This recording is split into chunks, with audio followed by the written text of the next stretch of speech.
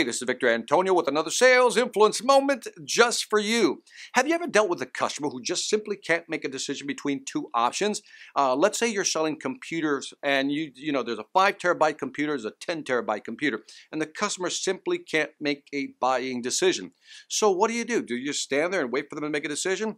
Well, what if you can just mentally nudge them to the one you want them to buy? And how would you do that? By simply asking this question: would 10 terabytes be enough?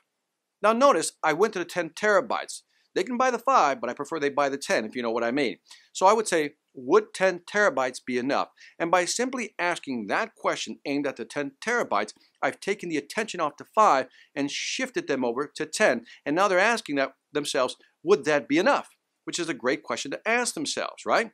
And in many cases, what you're going to see is, yeah, you know what? I'll go with the 10. You're right. Let's go with the 10. 10 to 20% are going to say, nah, I'll stick with the 5 terabytes. But in many cases, by helping the customer, just nudging them, would 10 terabytes be enough for your needs, moves them over to that product, has them focused on the 10 terabytes. Now, that's good, better. But let's say you have a good, better, best situation where you have 3 options. And the customer is, again, trying to decide, maybe leaning towards the middle. As I've said in the past, when 3 options are offered, most people will lean towards the one in the middle, right, to mitigate risk. But what if you ask the same question again, almost with a slight modification? Instead of would 10 terabytes be enough, you ask the question, say, is 10 terabytes enough?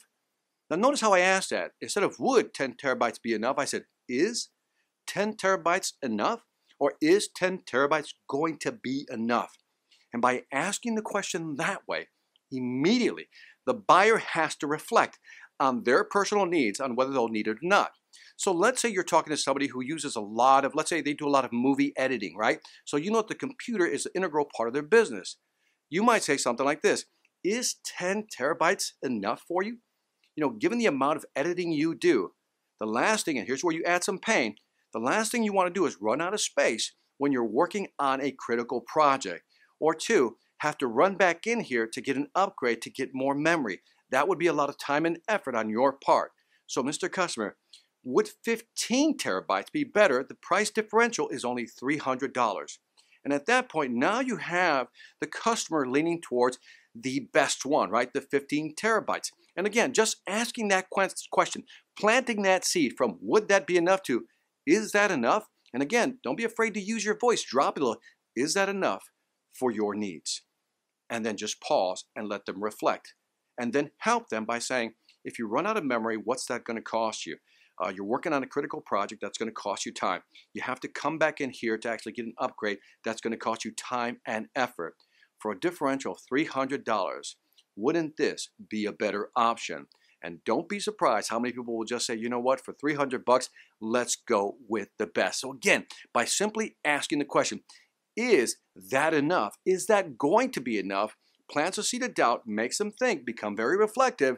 And for you, that's a good thing, because once they start thinking about their needs, now again, they're thinking about maybe I should buy more than I need. And your job is to nudge them by reminding them that they'll have to come back in, they're going to lose time, and if they're working on a critical project, that may be delayed, and how much money is that going to cost them? This is true selling. So again, plant the seed, plant the question, help them make a buying decision by simply asking key questions. This is Victor Antonio with another sales influence moment reminding you, selling ain't hard when you know how. Take care.